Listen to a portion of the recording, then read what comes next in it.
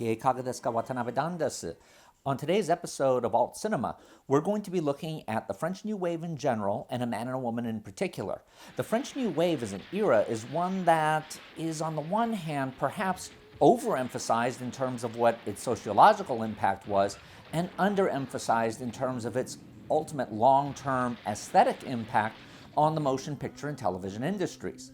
The French New Wave was born out of a group of critics who were very, very enthusiastic about film, and in fact brought about reevaluations of the careers of some of our today most canonical directors, especially Alfred Hitchcock, Howard Hawks, and John Ford. Most of the films that these young critics were seeing, and perhaps a large part of the reason why they were liking some of these directors, was because they were getting prints at best from GI prints, or prints that happened to have been released way back when, before the war started.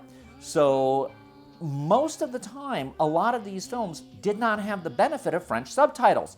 So no wonder a lot of the critics tended to like those films in particular that were more visually oriented, particularly someone like Alfred Hitchcock or someone like Howard Hawks, who, even though he was very heavy on the dialogue, would have the dialogue accompanying a very, very rich visual style. Now, here's where I'm going to step on certain professors' feet.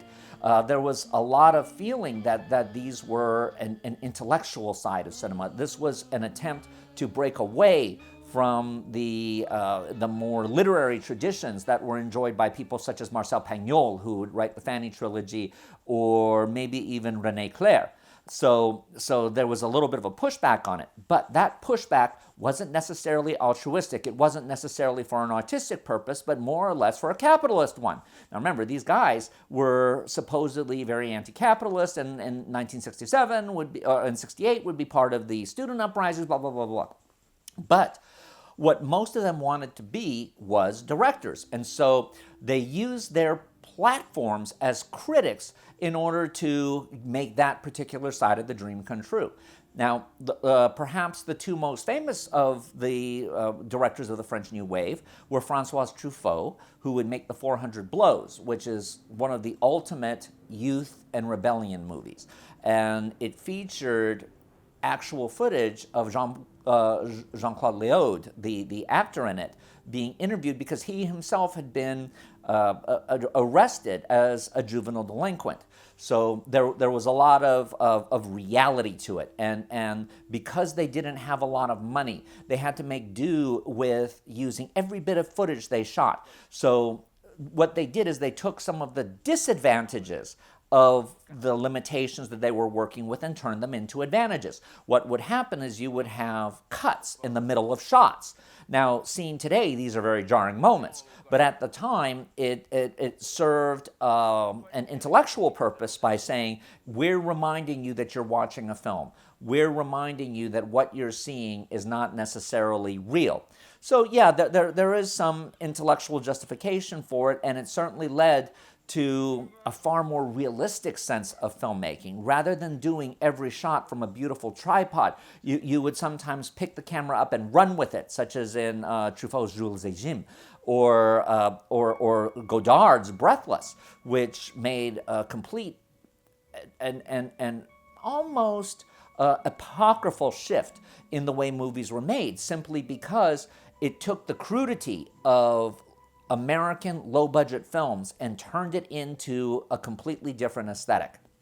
Now, one of the minor figures that happened to come out of the French New Wave was a director by the name of Claude Lelouche. He is in no way a pantheon director, yet he had one of the most successful foreign movies of all time, next to Godzilla. And that movie was 1966's A Man and a Woman.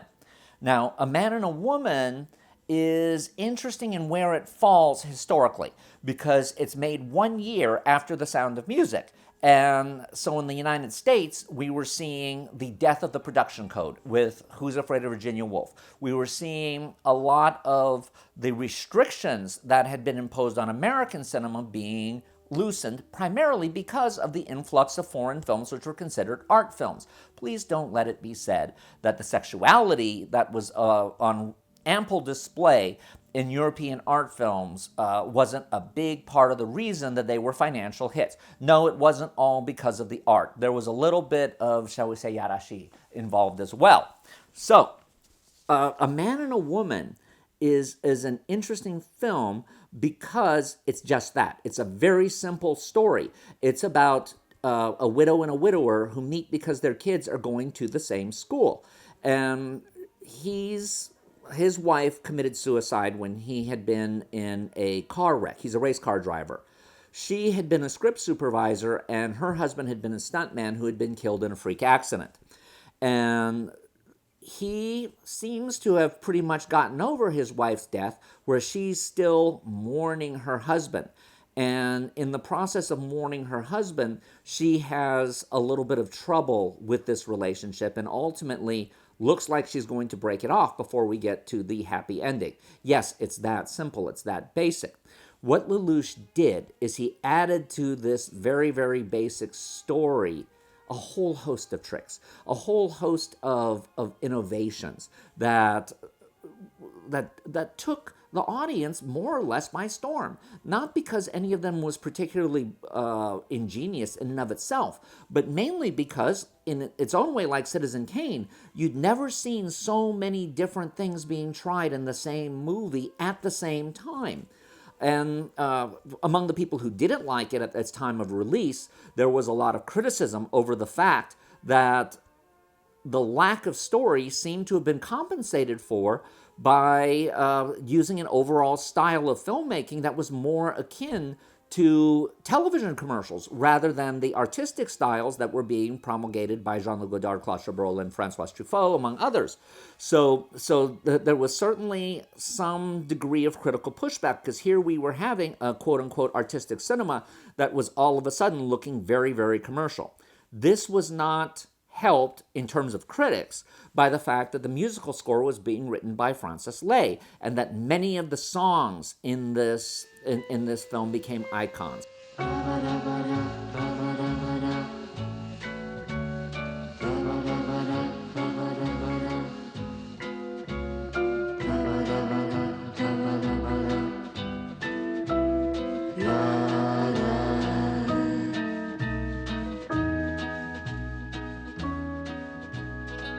They became iconographic. You can still hear the Man and Woman song played on the radio on oldie stations even through to today.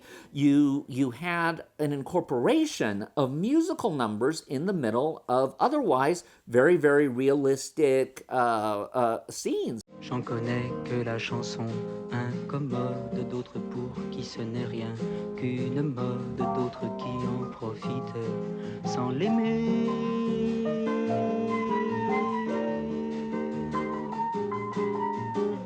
Moi je l'aime et j'ai parcouru le monde en cherchant ses racines vagabondes. Now, we as viewers know that her view of her husband is probably beyond filled with rose-colored glasses, and then that the relationship couldn't have been this idyllic. But it helps us at least understand her motivations later on. The other thing that came up in the film was the fact that part of it was shot in color and part of it was shot in black and white. And a lot of critics spent a lot of time in ink talking about what that meant. Why were certain scenes shot in black and white? Why did they have a color dye added to them? What was the meaning of the scenes that were black and white versus the scenes that were in color? Well, the truth came out after the film was released, and it won the Palme d'Or at Cannes and was well on its way of being a hit in the U.S., largely based on the soundtrack album. And that is, Lelouch was down to his last sou when he was making the movie, and so he couldn't afford the color film and the color processing. So he ended up shooting the back half of it in black and white. And fortunately, or fortuitously at least, a lot of the footage seemed to fall in with this whole idea of the color meaning one thing, the black and white meaning another. And in general, the big theory was that the black and white scenes were reflective of real life, and the color scenes were more or less the fanciful parts of the story, and or at least the parts that were idealized for the audience, as if they were watching a commercial. So it's almost as if the movie's message is that life is reality. Life is not a commercial, even though when we're in love, we like to pretend that that part of life is indeed a commercial.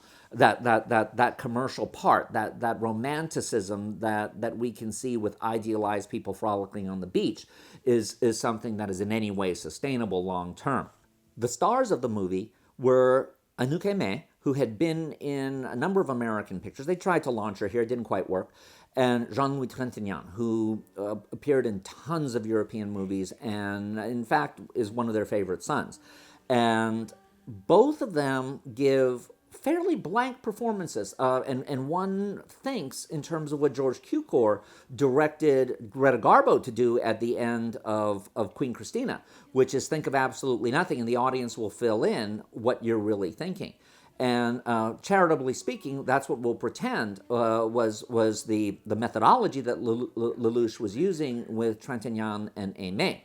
But in reality, it was probably more or less that so much of the movie was improvised. It clearly didn't really have a script, and that he was letting the actors ramble more or less. And because this is French New Wave, there tended to be this very annoying trend in a lot of the French New Wave movies where characters would spend big chunks of a scene talking about their political views and or talking about their artistic aspirations. At the time, I'm sure that people in the United States felt oh so smart because they were able to understand some of their allusions to paintings and fires and cats and all that other stuff, and feel that they were oh so intellectual. The truth is that when we see it today, that just comes across as being pretentious, and we don't really want to know these people because they're the kind of people who